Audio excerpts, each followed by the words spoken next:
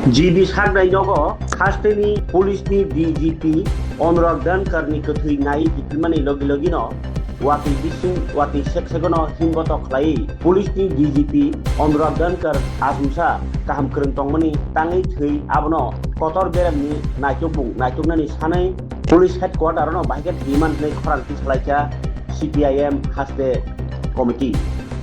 कमिटिनि इंगै वाति बिसिङावनो हिमबत खलायथिनो मानजाखा हास्ते तांथां ताई हाफां फातार बदलनि अजा जितेन्द्र चौधरी तंखा CPIM नि जुदा तांक्रा आदंग असालाव बेलायखे खरां कतर खायै हास्तेआव केवल सेफ्टी करै सिकिउरिटी करै आबनो फुरुगै गलां थांखा अनुराग दानकार नै हास्तेनि क्राक नायमाथांनि बागै अबाहाय सरकारनो नरनिबो खरांथि सालायखे बरक যারা বৃষ্টি বিজে স্নাত হয়ে সেখানে বিবেকের তাগিদে আজকে ত্রিপুরাজ্যের ইতিহাসে যে জঘন্যতম ঘটনা হয়ে গেল, এত মর্মান্তিক অভূতপূর্ব সমস্ত ধরনের অস্বাভাবিকতার চাইতেও তার মধ্যেও আরো বড় অস্বাভাবিকতা ঘটনা ঘটেছে। ত্রিপুরাজ্যের ৪৪ লক্ষ নাগরিকের তাদের জীবন সম্পত্তি রক্ষার যিনি সর্বোচ্চ দায়িত্বে পদাসীন, আজকে দুপুর 12টা নাগাদ বনের সদর দপ্তরে তার নিজ অফিস গৃহে তাকে অস্বাভাবিকভাবে মৃত অবস্থায় পাওয়া গেছে। এ ঘটনায় সারা ত্রিপুরাজ্যের সাথে আমরা ভারতের কমিউনিস্ট পার্টি মার্ক্সবাদী আমরা গভীরভাবে মর্মাহত এবং মহৎ নির্দেশকের পরিবার পরিজন, তার নেতৃত্বে ত্রিপুরাজ্যে ৪০ সহস্রাধিক আরক্ষা দপ্তরের কর্মী যারা এই সংবাদটি পেয়ে যারা চোখের জল ফেলছেন, যারা নিজেকে সামলাতে পারছেন না, আত্মীয় অভিভাবকের মৃত্যুতে যারা আজকে কাঁদছেন, একদিক থেকে আমরা তাদের প্রতি সহানুভূতি জানানোর জন্য এখানে এসেছি। ত্রিপুরাজ্যের ১ নম্বর থানা পশ্চিম কোতোয়ালি থানা, এই থানাতে কোনো ডেপুটেশন দিতে আমরা আসিনি। এই থানা কর্তৃপক্ষের কাছে কোনো নালিশ দেওয়ার জন্য আমরা আসিনি। আমরা এসেছি তাদের পক্ষে দাঁড়ানোর জন্য, তাদের পাশে দাঁড়ানোর জন্য। আমরা গত ৮.৫ বছর ধরে বলে আসছে এই ত্রিপুরাজ্যে মানুষের জীবন মাল, ত্রিপুরাজ্যে মানুষের গণতান্ত্রিক অধিকার, সাংবিধানিক অধিকার, নাগরিক অধিকার, আত্মসম্মানবোধ সম্পন্ন সেই সাধারণ নাগরিক থেকে উচ্চ পদস্থ পুলিশ বা সাধারণ প্রশাসনের আধিকারিক, তিনি ডিজি হন বা মুখ্য সচিব, ত্রিপুরাজ্যের এই বর্বর অসভ্য সরকারের কাছে তারা কেউ নিরাপদ না। তারা কেউ এদের সম্মান নিয়ে কাজ করতে পারছে না। প্রতিদিন ত্রিপুরাজ্যের নানা প্রান্তে মানুষের সে অধিকার, মানুষের সে সম্মান, মানুষের নাগরিক অধিকার উপলঙ্ঘিত হচ্ছে। কোনটা দিবালোকে মানুষের চোখের সামনে, আবার কোনটা অন্তরালে। আজকে সেই ঘটনা ঘটলো আমাদের রাজ্যের। এ যাবৎ যতজন পুলিশ অফিসার সর্বভারতীয় ক্যাডারের আইপিএস অফিসার এসছেন, তাদের মধ্যে অন্যতম সৎ, দক্ষ, নির্ভীক সেই এসডিপিও পদ থেকে ক্রমে ক্রমে এসপি, আইজি, এডিশনাল ডিজি, কেন্দ্র সরকারের বহু পদ আসীন করে তিনি সম্মানের সাথে তার জীবনের এ প্রফেশনাল রেকর্ড করেছেন। আজকে তাকেও অস্বাভাবিক মৃত্যুর কাছে আত্মসমর্পণ করতে হলো। এই ঘটনা অস্বাভাবিকের মধ্যেও অস্বাভাবিক। এই ঘটনা নিন্দার কোনো ভাষা নেই। গত কদিন ধরে তার উপর প্রচন্ড চাপ যাচ্ছে। আপনারা জানেন, আজ থেকে 5 দিন আগে দক্ষিণ ত্রিপুরা জেলাতে এরকমই একটা গণতান্ত্রিক অধিকার পালন করতে গিয়ে একটা শহীদ বেদিতে আমরা যারা শুধু কমিউনিস্ট পার্টি করি তারা না, যে কোনো রাজনৈতিক দল তাদের কাছে শহীদদের চাইতে আর নিকটে, তার চাইতে পরবর্তী আর কেউ হতে পারে না। আমাদের শহীদ কমরেড বাদল শীল তার শহীদ বেদিতে একটা ফুল চড়াবার জন্য আমরা সেখানে আয়োজন করেছিলাম। সেখানে পর্যাপ্ত পুলিশ থাকার পরও মাত্র হাতে গোনা কতিপয় গুন্ডা তাদের কারণে আমাদের সেই কর্মসূচি করতে দিল না। এর জন্য যে সমস্ত নিম্ন পদস্থ থানার ওসি থেকে শুরু করে এডিশনাল এসপি অফিসার, তাদের বিরুদ্ধে আমাদের কোনো অভিযোগ নেই। তারা চেষ্টা করেছিলেন, কিন্তু সেখানে এই সরকার আসার পর আইএস, আইপিএস, টিপিএস, টিসিএস এর মধ্যে হাতের কোনা কয়েকজন অসম্ভব কাপুরুষ মেরুদণ্ডহীন অফিসার, তারা সব অফিসারদেরকে, সংখ্যা গরিষ্ঠ অফিসার কর্মীদেরকে কাজ করতে দিচ্ছে না। এ ঘটনার সাথে ডিজি সাহেবের সাথে আমার ব্যক্তিগতভাবে কথাবার্তা হয়েছে। তিনি খুবই মর্মাহত, বিব্রত ছিলেন। আর সেই কমপ্লিট দক্ষিণ ত্রিপুরা পুলিশ এসপি মরিয়া কৃষ্ণ, তার নাম কৃষ্ণ হলেও তার ভূমিকা হলো কংসের মতো। সেই কংসের পক্ষে ত্রিপুরাজ্যের ব্যর্থ, ত্রিপুরাজ্যের ইতিহাসে সবচেয়ে কলঙ্কিত মুখ্যমন্ত্রী ডাক্তার প্রফেসর মানিক সাহা, যিনি শয়তানদের, খুনিদের, গুন্ডাদের রক্ষক, তাদের সবাই নিয়োজিত।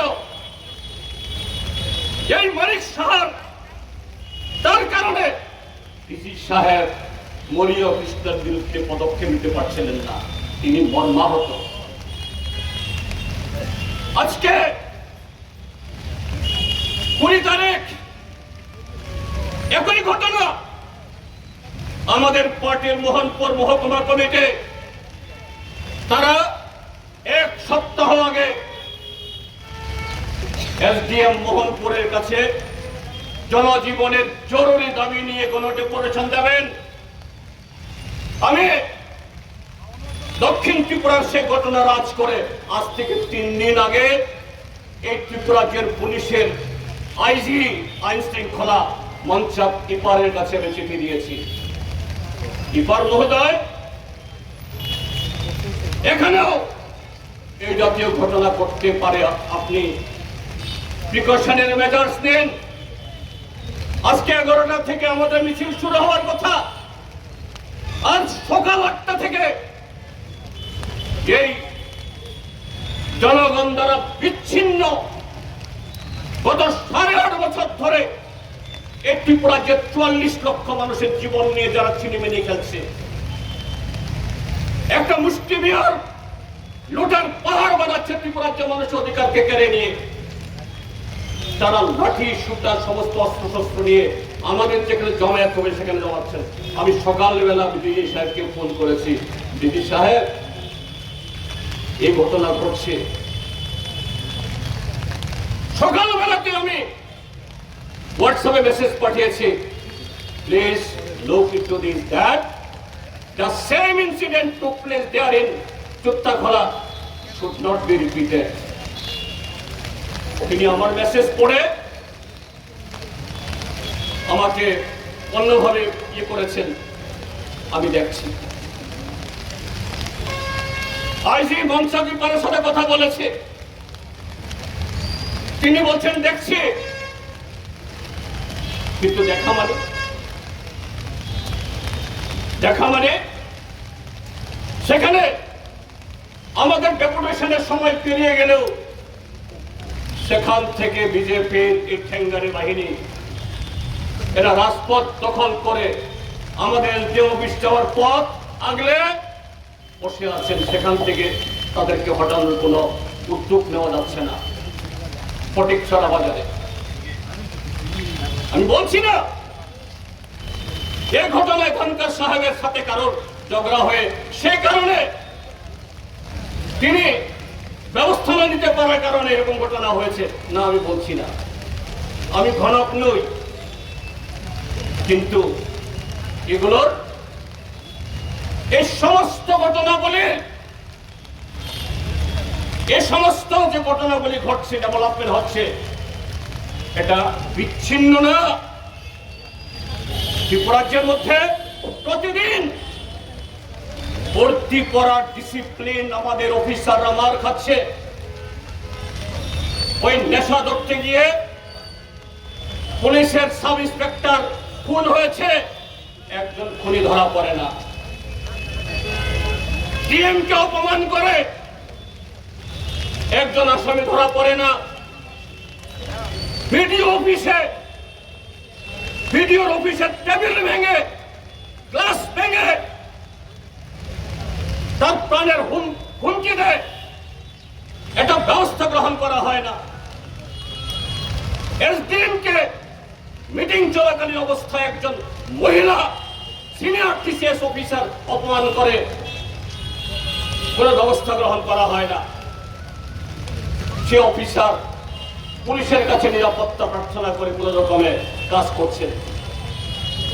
আমরা জানি ত্রিপুরাজ্যের সব নিষ্ঠাবান অফিসাররা, শুধু ডিজিপি অনুরাগ খানকর সাহেব না, DGP, IGP, SDPO, OC, IAS officer, TCS officer, সব অফিসার যারা সংবিধানের প্রতি দায়বদ্ধ, যারা নাগরিকদের অধিকারের প্রতি সম্মান যাদের আছে, এগুলো মেনে নিতে পারছেন না। কিন্তু ত্রিপুরাজ্যের মধ্যে নরেন্দ্র মোদী, অমিত শাহ নানা অপরাধে, যারা অপরাধে, যদিও কোন রকমের ক্ষমতা জোরে তারা সর্বোচ্চ ক্ষমতার সিংহাসনে বসে আছে, তাদের আশীর্বাদ নিয়ে কোথায় কোথায় নরেন্দ্র মোদীর নির্দেশে, অমিত শাহর নির্দেশে, তাদের আশীর্বাদে সরকার চালাচ্ছে। তাদের তমক দেখিয়ে এই ত্রিপুরাজ্যের সংখ্যাগরিষ্ঠ সব অফিসারদেরকে দমন করা হচ্ছে।